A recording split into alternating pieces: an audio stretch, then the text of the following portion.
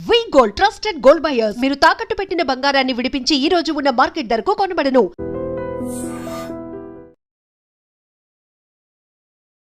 నమస్తే, welcome to iDream social spotlight with కవిత.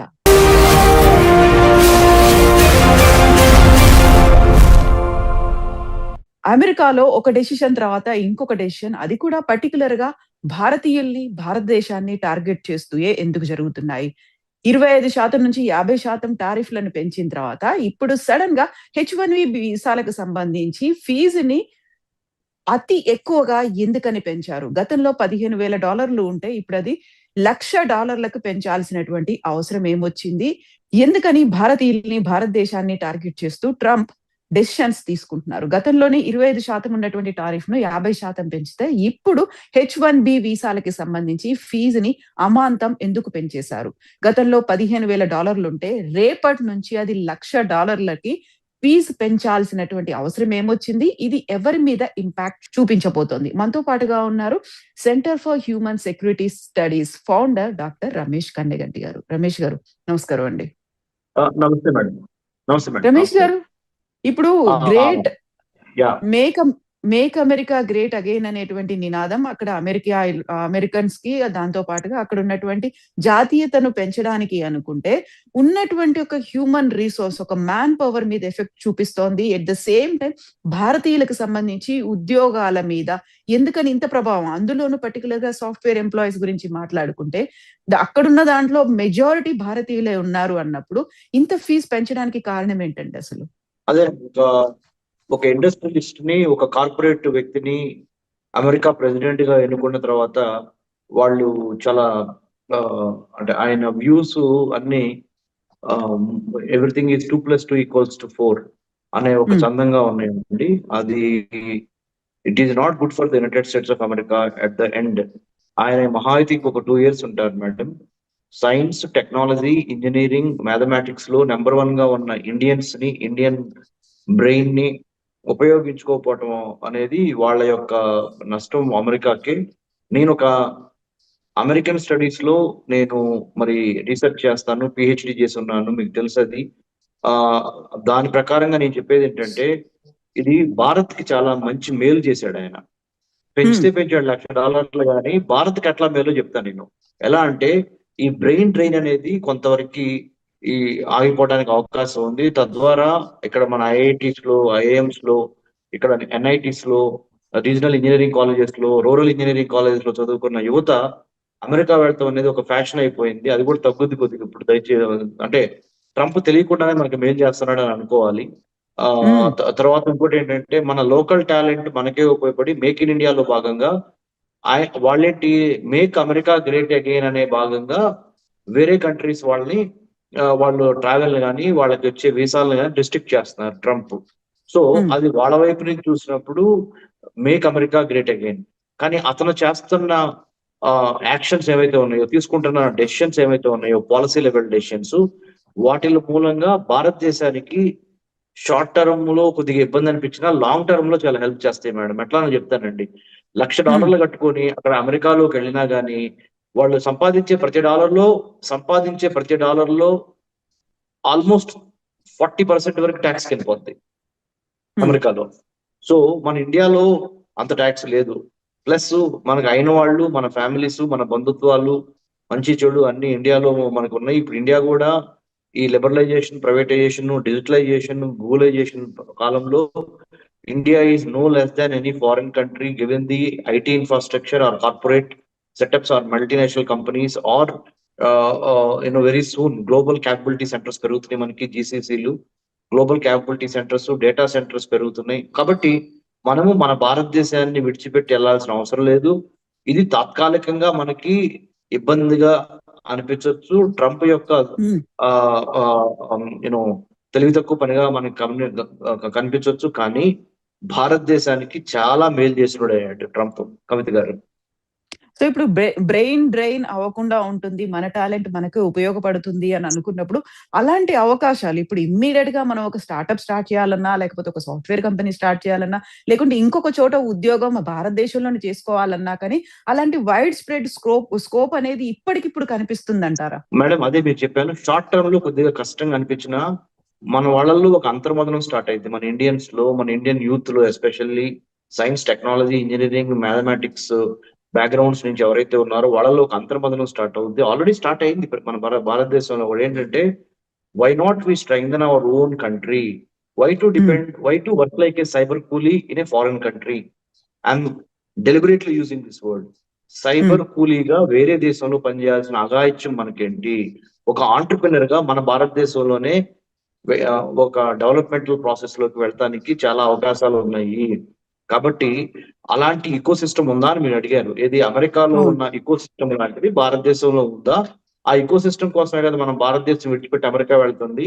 అంటే pay structure కానీ, స్టాండర్డ్ ఆఫ్ లివింగ్ కానీ, ఈకో సిస్టమ్స్ అంటే అక్కడ ఐటీ కానీ, software, AI, new emerging technologies కానీ, ఆర్టిఫిషియల్ ఇంటెలిజెన్స్ కానీ డెవలప్ అవ్వడానికి అమెరికాలో ఎక్కువ స్కోప్ ఉంది కదా. అందుకని మన వాళ్ళు వెళ్తున్నారు కదా. ఈ $1,00,000 పెంచడం మూలాన మరి మనకి చాలా కష్టం అవుద్ది కదా H1Bకి వెళ్ళి అక్కడ మనం పనిచేయడానికి అని మీరు అడిగిన ప్రశ్న. దాంట్లో భాగంగా షార్ట్ టర్మ్ అంటే we might lose the battle, but ultimately we will win the war.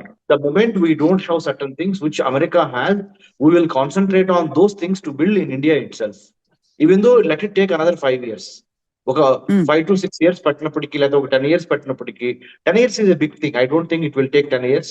Another 5 years down the line, we'll have the same kind of ecosystem what America has in terms of a startup company కోసం. అంటే పూర్తిగా నేను మళ్ళీ America లాగా ఒక గొప్ప భూతల స్వర్గంలాగా science టెక్నాలజీలో రాత్రికి రాత్రి మెరికల్స్ జరిగిపోతాయి ఇండియాలో అని చెప్పట్లా. But at the same time ఆ రియలైజేషన్ కనీసం ఈ ట్రంప్ చేస్తున్న నిర్ణయాల మూలాన, ఈ H1B ఫీజ్ హైక్ మూలాన అటువంటివి మనము చాలా జాగ్రత్తగా ఆలోచించి వై టు డిపెండ్. ఆల్రెడీ 1947 వరకు 1800 సంవత్సరం నుంచి 1947 వరకు ఆల్మోస్ట్ 150 సంవత్సరాలు వేరే దేశస్తులు మనల్ని పరిపాలించారు. చాలు మనకు ఆ బానిసత్వం. 2047 కల్లా మనము స్వతంత్రంగా 100 ఏళ్ళు పూర్తి చేసుకున్న స్వతంత్ర దేశంగా నెంబర్ 1 గా ప్రపంచంలో ఎదగాలనుకుంటున్న ఆ ఆస్పిరేషన్స్ కి ఈ ట్రంప్ చేస్తున్న యాక్షన్స్ కి ఇండైరెక్ట్లీ ట్రంప్ ఈజ్ హెల్పింగ్ అని చెప్తున్నా. మళ్ళీ చెప్తున్నా, I'm retreating what I said. So ఇప్పుడు టారిఫ్లు పెంచిన తర్వాత ట్రేడ్ మీద ఎఫెక్ట్ పడింది అనుకున్నప్పుడు మోదీ దాన్ని పట్టించుకోలేదు. ఆ తర్వాత ఆల్టర్నేట్స్ ఏమున్నాయని చూసారు. ఆ తర్వాత లోకల్ ఫర్ గ్లోబల్ అనేటువంటి నినాదంతో ఆత్మనిర్భర అనే దాంతో వెళ్ళారు.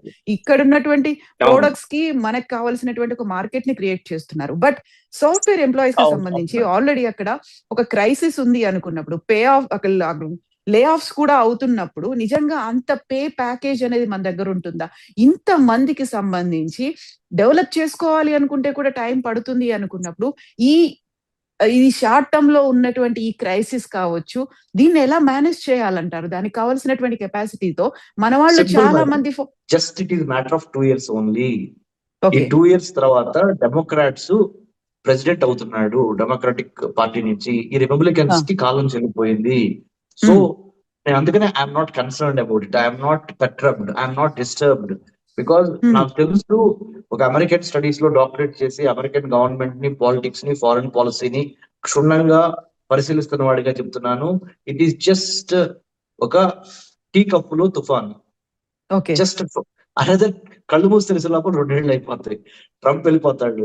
డెమోక్రాట్స్ రెడ్ కార్పెట్ వేసి ఫీజులు, H1B ఇప్పుడు ఏదైతే ట్రంప్ వెళ్తున్నాడో అన్ని రివర్స్ చేస్తారు. చూస్తా ఉండండి. అంటే నేను I'm an Indian, you are an Indian. We don't have to do with డెమోక్రాట్లు మంచోళ్ళ, రిపబ్లికన్ మంచోళ్ళ మనకు అనవసరం. లేకపోతే మనం we're not also taking sides. Objective గా మాట్లాడుతున్నా, వెరీ ఆబ్జెక్టివ్ గా. It is going to make India number 1 in the United States as usual just after passing these 2 years. అంటే బై 2027 కల్లా things will be more brighter, more happier things are between India and United States from the bilateral relationships point of view. అయితే గతంలోనే ఒక మాట అన్నాడు, చైనాలో మీరు పెట్టుబడులు పెడుతున్నారో లేకపోతే భారతదేశాన్ని నుంచి మీరు మ్యాన్ పవర్ ని తెచ్చుకుంటున్నారు, అలా తెచ్చుకోవద్దు అని చెప్పడమే కాదు, ఇప్పుడు దానికి సంబంధించి ఒక ఫార్వర్డ్ స్టెప్, ఒక ఎక్స్ట్రీమ్ స్టెప్ తీసుకున్న తర్వాత ఇప్పుడు ట్రేడ్ అయిపోయింది. ఆ తర్వాత సాఫ్ట్వేర్ ఎంప్లాయీస్ మీద పడ్డారు. ఇంకా నెక్స్ట్ ఇంకోటి ఏదైనా ఉందా మన మీద, భారతదేశం మీద, దాని మీద ఒక రివెంజ్ కైండ్ ఆఫ్ థింగ్ అనేటువంటి భావన ఎందుకని వినిపిస్తోంది? మేడం, ఇట్ ఈస్ అంటే రివెంజ్ గా మనం భావించాల్సిన అవసరం లేదు. అంటే అమెరికా భారత్ ని శిక్షించే స్థాయిలో ఇప్పుడు లేదు మేడం. అంటే వినమ్రంగానే చెప్తున్నా, అంటే Hmm. గర్వంతో చెప్పట్లా. America is in no position to punish India, for that matter any other country in a globalized world. ఎందుకో చెప్తాను. Hmm. ఆ ఇండియా నుంచి వాళ్ళకి ఆ సైన్స్, టెక్నాలజీ, ఇంజనీరింగ్, మ్యాథమెటిక్స్ చదువుకున్న బ్రెయిన్స్ చాలా అవసరం. నేను అదే Hmm. చెప్తున్నాను. ఓన్లీ ఈ ట్రంప్ చేసే పనులకి సొంత పార్టీలో నుంచే వాళ్ళకి చాలా తిరుగుబాటు వస్తుంది ఇప్పుడు ట్రంప్ కి వ్యతిరేకంగా, రిపబ్లికన్ పార్టీలో నుంచే. So it's just Hmm. A matter of, it's a passing phase అంతే. This is not Okay. Permanent, this is a passing phase. And trust me, more than India needs America, Americans Hmm. Need India more than ever. Okay. Because Okay. వాళ్ళకెవరు ప్రపంచంలో ఇప్పుడు సరైన talent, అంటే మంచి మేధోశక్తి, intellectual power, hard working nature, commitment తో ఉన్న race ఇంకొకటి దొరకదు వాళ్ళకి. మనమే. Hmm. It's just a passing phase madam. ఈ 50% టారిఫ్స్ వేసారే ఇంపోర్ట్స్ ఎక్స్పోర్ట్స్ మీద, especially Hmm. From what especially exports from India to United States. ఆ టారిఫ్ వేసిన కూడా చాలా తొందరపాటు నిర్ణయం. అది ఒక mistaken and also flawed decision అనేది very soon they will also come to know. And one more thing, ఈ H1Bలు ఎలా అయితే తగ్గించుకుంటా వచ్చారో ఇప్పుడు $1,00,000 వేసి, తద్వారా Hmm. వాళ్ళు ఏమని అనుకుంటున్నారు అంటే, అంటే what Trump is thinking, Trump administration is thinking, very serious candidates and very rich people only can come to America. మన ఈ మధ్య మనం కూడా లాస్ట్ ఇంటర్వ్యూలో మాట్లాడుకున్నాం గోల్డ్ వీసా అని. అవును. అవును. గోల్డ్ వీసా స్టార్ట్ చేశాడు ట్రంప్. ఇంత పరిమిత ఆదాయం ఉన్న వాళ్ళు మాత్రమే ఇక్కడికి వచ్చేసేయండి, ఇమిగ్రెంట్స్ గా, లేకపోతే ఇటు ఇటు సిటిజన్స్ గా ఇటు మీరు సెటిల్ అవ్వండి అని అంటున్నాడు. చూడండి మేడం, ఇవన్నీ Hmm. ఏంటంటే ఆయన బిజినెస్ మ్యాన్ మెంటాలిటీ నుంచి వచ్చినవి. ఇంకోటి ఏంటంటే, మొన్న ద మూమెంట్ 50% ఎవరైతే మనకి టారిఫ్ వేశాడో అమెరికా ప్రెసిడెంట్ ట్రంప్, ఇమ్మీడియట్ గా Indian prime minister Modi garu, మన భారత ప్రధాని గారు ఏం చేశారు, Brazil, Russia, India, China, South Africa కూటమిని బ్రిక్స్ ని బలపరచడంతో పాటు షాంఘై కోఆపరేషన్ ఆర్గనైజేషన్ SCO అని మన చైనాలో జరిగింది. మన చైనా కూడా మన అవును. ప్రధానమంత్రి గారు వెళ్ళి రావడం జరిగింది. రష్యా, చైనా, ఇండియా, ఇంకా మిగతా మిడిల్ పవర్స్ అన్ని కలిసే అవకాశం ఎక్కువగా ఉంది. అంటే కాగల కార్యము గంధర్వులే చేస్తారన్నట్టు. Hmm. మీకు తెలుసు కదా అది. సో ఏమేమైతే భారత్కి మంచి జరుగుతాయో అవన్నీ భారతదేశం తరపున ట్రంప్ మనకి చేసి పెడుతున్నాడు. ఆయన Hmm. ఏమనుకుంటున్నాడు అంటే, తాత్కాలికంగా భారత్ ని మనము పనిష్ చేస్తాం అనుకుంటున్నాడు. ఆయనకి ఇరుకున దిగే పెడుతున్నాం లోపల ఆయనకి అనుకున్నారు. అర్థం అవుతుంది. ఆయన భారత్ ని పెంచి, భారత యొక్క ఆ తెలివితేటల్ని కానీ సంపదను కానీ పెంచడానికి ఆయన పరోక్షంగా, ఎందుకంటే ఎంత లేదన్నా గుజరాత్ వచ్చి మన ఆతిథ్యం స్వీకరించుకొని వెళ్ళాడు కదా ఇక్కడ. అప్పుడు Yeah. ప్రధానమంత్రి గారు పిలిచినప్పుడు వచ్చాడు కదా. ఇది మనం కోవిడ్ కి ముందర, జస్ట్ కోవిడ్ కి ముందర 2020 జనవరి, ఫిబ్రవరిలో. సో అటు ట్రేడ్ పరంగానే కాదు, ఇటు సాఫ్ట్‌వేర్ రంగంతో పాటుగా మిగతా అన్ని రంగాల మీద ఎఫెక్ట్ ఉండబోతోంది కాబట్టి, మనంతట మనమే అన్ని రంగాల్లో స్వయం సమృద్ధి సాధించడానికి, ఆత్మనిర్భర్ భారత్ అవ్వడానికి ఒక మంచి ఆపర్చునిటీగా దీన్ని మనం తీసుకోవచ్చు అయితే. 100% అట్లానే చూడాలి మేడం, అట్లానే తీసుకోవాలి మనము. Forces all about, there is a Hmm. Demand for science, technology, engineering, mathematics students. There is a demand for IT professionals. There is a demand for AI professionals. There is a demand for new emerging technology professionals. ఎవరి దగ్గర ఉన్నాయి English వచ్చి technology knowledge, ఎవరి దగ్గర ఉంది చెప్పండి ప్రపంచంలో? ఒక భారత్ అవును. దగ్గర మాత్రమే ఉంది. అత్యంత జనాభా కలిగిన దేశం ఎవరు? భారత్. అత్యంత యువత కలిగిన దేశం ఎవరు? భారత్. అత్యంత సైన్స్, టెక్నాలజీ, ఇంజనీరింగ్, మ్యాథమెటిక్స్ లో డిగ్రీస్ తీసుకొని బయటకు వస్తున్న వాళ్ళు భారత్. చక్కగా Hmm. ఇంగ్లీష్ మాట్లాడగలిగిన వాళ్ళు భారతదేశం. చక్కగా ఎక్కడికి వెళ్ళినా అడాప్ట్ అయిపోయి అక్కడ చక్కగా వాటర్ లాగా, నీరు లాగా ఏ పాత్రలో పోస్తే ఆ పాత్రలో ఒదిగిపోయే తత్వం ఉన్నాడు భారతదేశం.